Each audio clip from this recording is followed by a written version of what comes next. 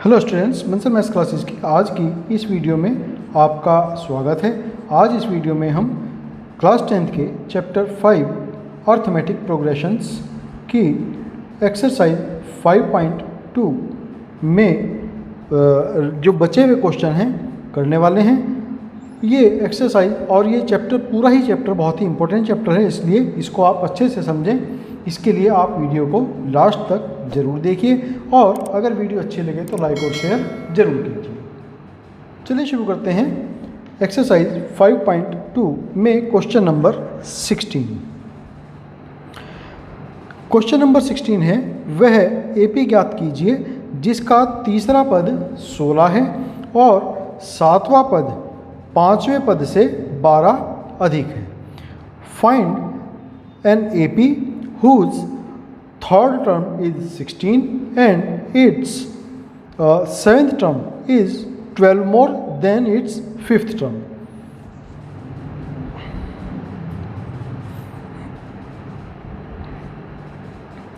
माना समांतर श्रेणी का प्रथम पद ए है और इस श्रेणी का सार्वांतर यानी कि कॉमन डिफरेंस डी है। इसमें कहा है कि तीसरा पद 16 है, मीन्स A3 हमें पता है 16, तो n बराबर भी हमें पता है यहाँ पर 3 है। तो इक्वेशन इसके लिए हम बना सकते हैं A3 equal A plus 3 minus 1 into D, और ये किसके इक्वल है, ये 16 के इक्वल है। तो यहाँ से हमें मिलेंगे A plus 3 minus 1 into D means A plus 2D, तो A प्लस 2D इक्वल 16। ये इक्वेशन नंबर हमें 1 मिल जाती है। फिर हमें कहा है कि सेवेंथ टर्म फिफ्थ टर्म से 12 अधिक है, मीन्स A7 इक्वल है A5 में अगर हम 12 ऐड कर दें। अब A7 क्या होगी इसकी, तो A plus 7 minus 1 into D, ये होगी सेवेंथ टर्म, इक्वल है A5 means A plus 5 minus 1 into D plus 12, ये वाला 12। A plus 6D equal A plus 4D plus 12। A से A दोनों तरफ से कैंसिल हो जाएंगे। अब हमारे पास बचते हैं 6D equal 4D plus 12। 4D को हम ट्रांसपोज करेंगे लेफ्ट हैंड साइड में, तो हमें मिलते हैं 6D माइनस 4D इक्वल 12। तो 6D माइनस 4D 2D बचते हैं इक्वल 12। तो यहाँ से D हमें मिल जाते हैं 12/2 6, तो D की वैल्यू हमें मिल जाती है 6। D पता चल गया। A निकालने के लिए हम D की वैल्यू को इक्वेशन नंबर 1 में यहाँ पर रखेंगे, तो D इक्वल 6 इक्वेशन 1 में रख लें। तो इक्वेशन 1 में रखेंगे A प्लस 2 इंटू 6, डी की जगह हमने 6 रख दिया, इक्वल 16। यहाँ से हमें मिलते हैं A प्लस 12 इक्वल 16 या A इक्वल 16 माइनस 12, तो A इज इक्वल टू 4। तो यानी कि फर्स्ट टर्म हमें मिली 4 और कॉमन डिफरेंस हमें मिला 6। क्या करना था हमें, यहाँ पर AP फाइंड करनी थी, तो AP हमें पता चल जाएगी। फर्स्ट टर्म हमें पता चल गई, A1 इक्वल A 4 के इक्वल है। A2 क्या होगी, A प्लस D हमें निकालनी है, तो 4 प्लस 6 10 आ जाएगी A2। उसी तरीके से A3 निकाल देंगे, A2 प्लस D, तो 10 प्लस 6 मीन्स 16। एक और निकाल देते हैं A4, तो A3 प्लस D से हमें मिलेंगे 16 प्लस 6 मीन्स 22। तो जो AP हमें मिली 4, 10, 16 एंड 22 एंड सो ऑन, ये यहाँ पर हमारा आंसर हमें मिल जाता है। फिर नेक्स्ट है question number 17।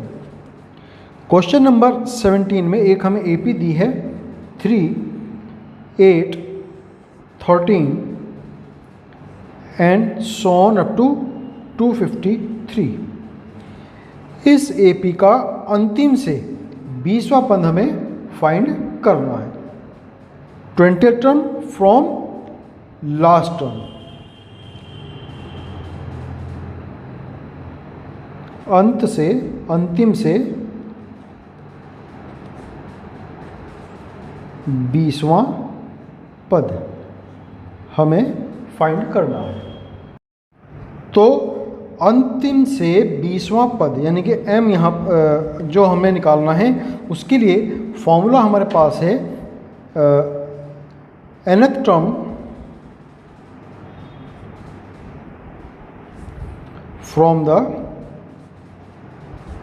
And equal a plus m minus n into D.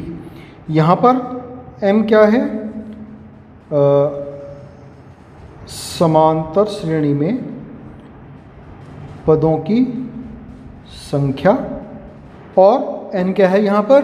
जो पद हमें फाइंड करना। तो यहाँ पर हमें 20वां पद फाइंड करना है, तो n इज इक्वल टू 20 है।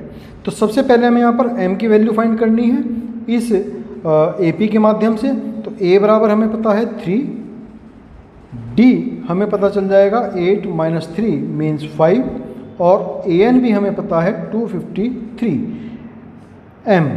तो m हमें यहाँ पर अब पहले फाइंड करना होगा। तो am बराबर n की जगह हमने यहाँ पर n ले लिया, तो am बराबर a plus m minus 1 into D. ये फॉर्मूला हम यहाँ पर लगाएंगे, तो 253 इक्वल होंगे, a हमें पता है 3 है, m हमें फाइंड करना है और d यहाँ पर 5 है। 253 और ये 3 इधर आकर के ट्रांसपोज होंगे तो माइनस हो जाएंगे, तो 253 minus 3 equal m minus 1 into 5। 250 equal m minus 1 into 5। तो m minus 1 equal 250 divided by 5 means 50।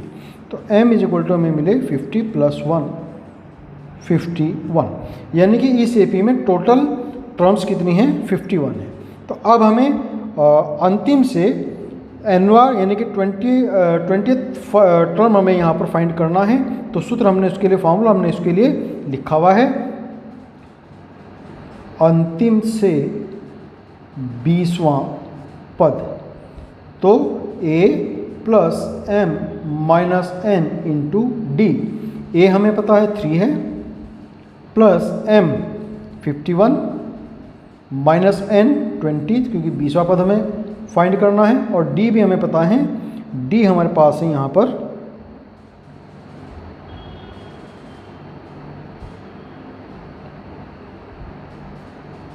5। d की वैल्यू है हमारे पास यहाँ पर 5। तो 3 प्लस 51 माइनस 20 ये हो जाते हैं 31 मल्टीप्लाई 5। तो 3 प्लस 5 1 जा 5, 5 3 जा 15, तो 158 इसका हमें आंसर मिल जाता है। यानी कि इस समांतर श्रेणी का अंतिम से, यानी कि इधर से अगर हम काउंट करना शुरू करें तो 20वां जो टर्म आएगा वो 150।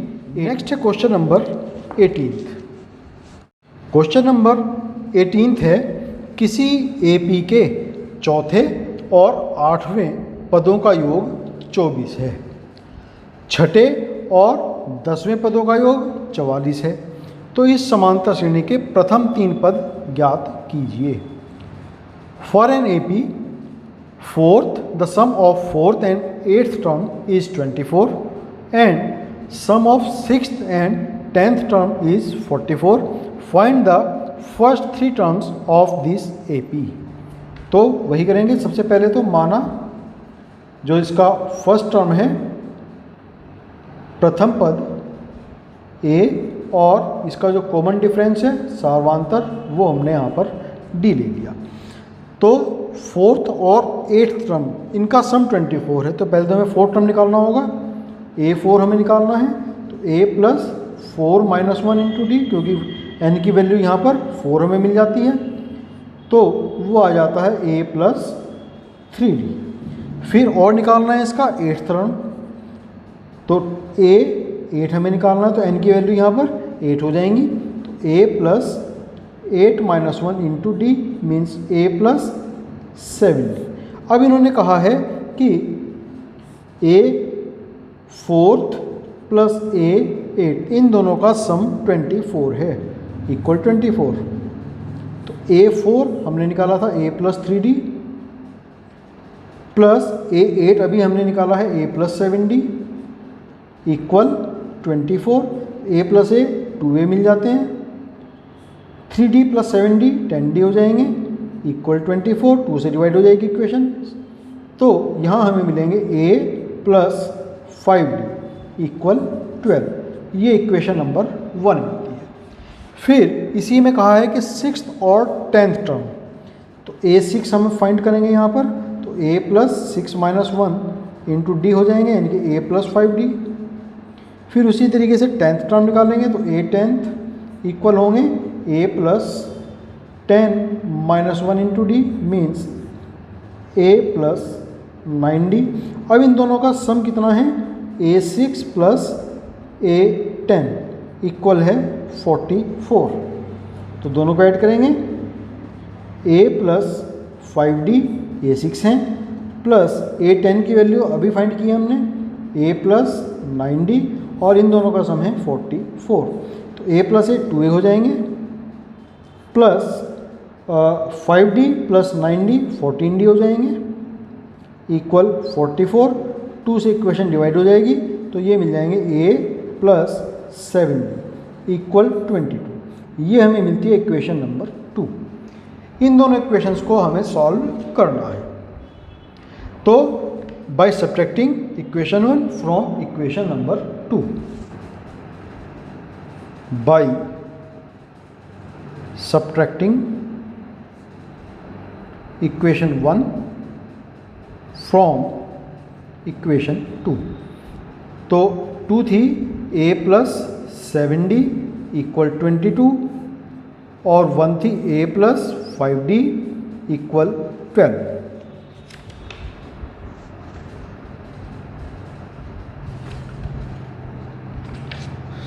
ये इक्वेशन नंबर 1 थी। सब्ट्रैक्ट करेंगे, माइनस माइनस माइनस, A से A गए, A माइनस A 0 हो जाएंगे, 7D माइनस 5D 2D बचेंगे, 22 माइनस 12 10 बचेंगे। यहाँ से D हमें मिलते हैं 10/2 5। तो D की वैल्यू आ गई 5। अब ये इक्वेशन नंबर 1 में या इक्वेशन नंबर 2 में, जिसमें भी हम चाहें उसमें ये वैल्यू रख सकते हैं।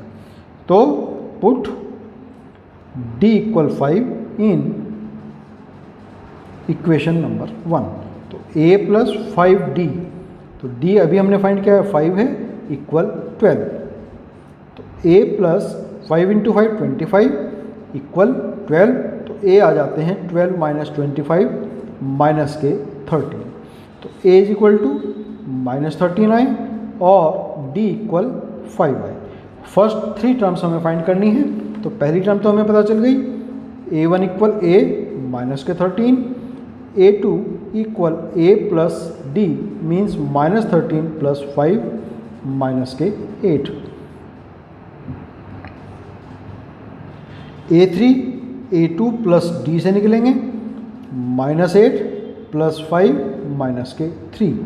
तो फर्स्ट 3 टर्म में मिले माइनस 13 माइनस 8 एंड माइनस 3। ये हमारा इसमें आंसर हमें। क्वेश्चन नंबर 19 है, सुब्बा राव ने 1995 में 5,000 रुपये के मासिक वेतन पद पर कार्य आरंभ किया और प्रत्येक वर्ष 200 रुपये की वेतन वृद्धि प्राप्त की। किस वर्ष में उसका वेतन 7,000 रुपये हो जाएगा? Subba Rao starting his work in 1995 at the ₹5,000 per month as a salary and gets ₹200 per year as increment in salary. In what year his salary will be ₹7,000 per month? तो यहाँ पर हम जो है इस क्वेश्चन को सॉल्व करेंगे।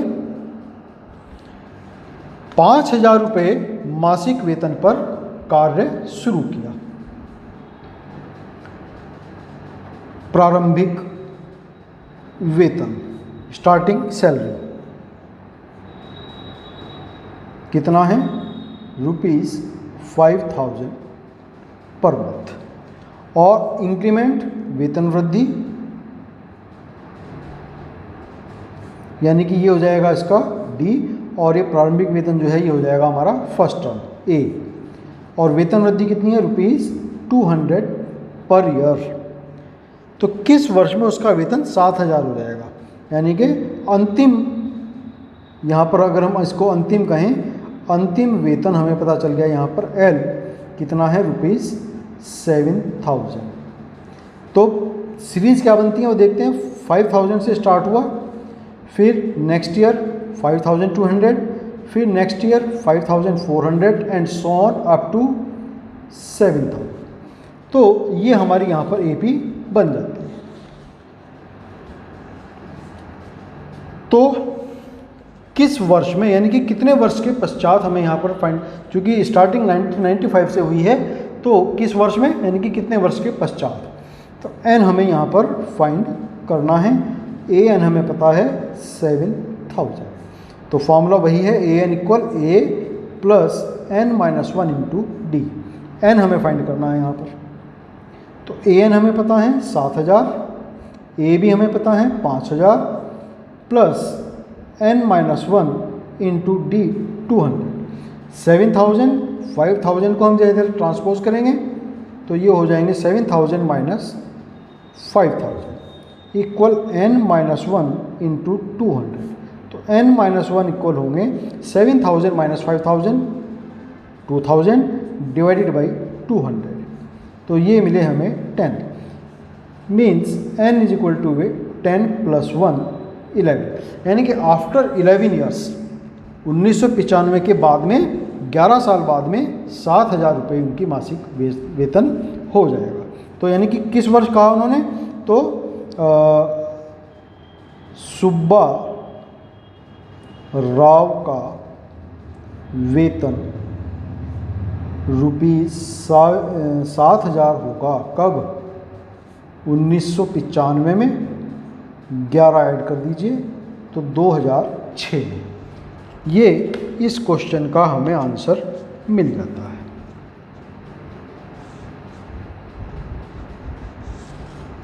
ग्यारहवें वर्ष में, चाहे तो 2006 लिख दीजिए, चाहे लिख दीजिए 11वें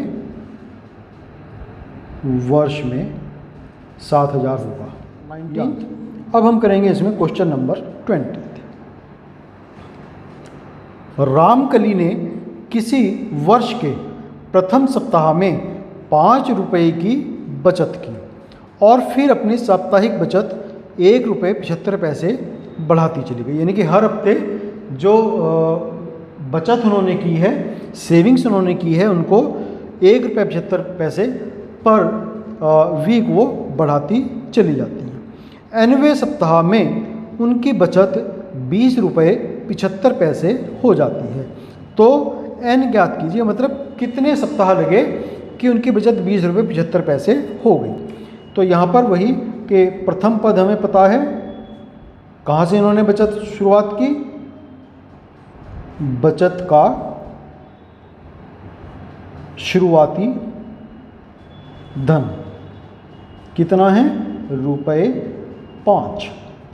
फिर प्रति सप्ताह बचत में वृद्धि, ये हो जाएगा हमारा डी कॉमन डिफरेंस, कितना, ₹1.75। फिर उन्होंने कहा कि एनवें सप्ताह में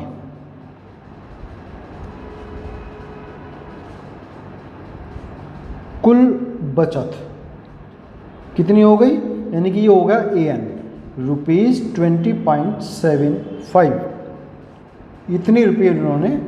अब हमें यहाँ पर एन फाइंड करना है। तो सारी चीज़ हमें पता है, केवल एन नहीं पता। तो बस n is equal to a plus N minus 1 into d. A n भी हमें पता है ₹20.75 इक्वल ए की वैल्यू भी हमें पता है ₹5 प्लस एन हमें फाइंड करना है एन माइनस 1 इंटू डी हमें पता है 1.75। तो पहले तो 5 को हम ट्रांसपोज करके इधर लेके आएंगे तो माइनस के हो जाएंगे ये। तो 20.75 minus 5 equal n-5 into 1.75।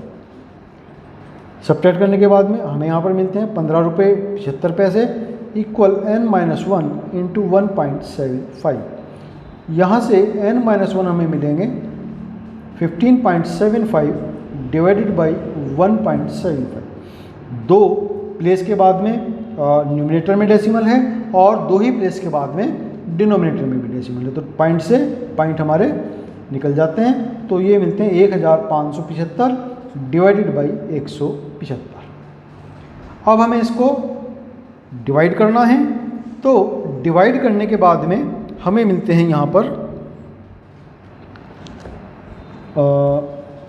Divide करते हैं इसको।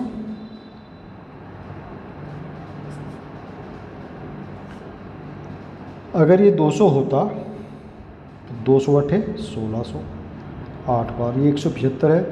तो अगर हम इसको 8 बार चलाएं तो 8 पंजे 40, 8 सते 56 और 6 4 60, 6 8 का 8 और 6 14, 9 बार चलाएगा ये। तो 9 पंजे 45, 4 9 सते 63 और 4 67, 6 9 कम 9 और 6 15, पूरा 9 बार चलता है। तो डिवाइड करने के बाद में हमें मिलते हैं n-1 इक्वल 9 और n is equal to 9 + 1, n is equal to 10, यानी कि 10वें सप्ताह में बचत 20 रुपये 75 पैसे हो जाए। ये इसका आंसर हमें मिल जाता है। तो ये क्वेश्चन नंबर 20 हमारा यहाँ कंप्लीट हुआ। इसी के साथ में एक्सरसाइज 5.2 यहाँ हमारी आज कंप्लीट होती है। नेक्स्ट वीडियो में हम इस चैप्टर जो अर्थमेटिक प्रोग्रेशन है, समांतर सीढ़ियाँ हैं, इसका एक बहुत ही महत्वपूर्ण, बहुत ही important topic sum of nth term of AP करने वाले हैं। तो आप हमारा नेक्स्ट वीडियो देखना ना भूलें। और अगर आपने हमारा चैनल अभी तक सब्सक्राइब नहीं किया है, ताकि आपको नए नए वीडियो, इंटरेस्टिंग वीडियो मिलते रहें, उसके लिए आप चैनल को सब्सक्राइब जरूर करें और बेल आइकन बटन दबाएं, जिससे नए वीडियो की अपडेट्स आप तक समय पर पहुंच जाए। तब तक के लिए आपको बहुत शुभकामनाएं और आपका बहुत धन्यवाद।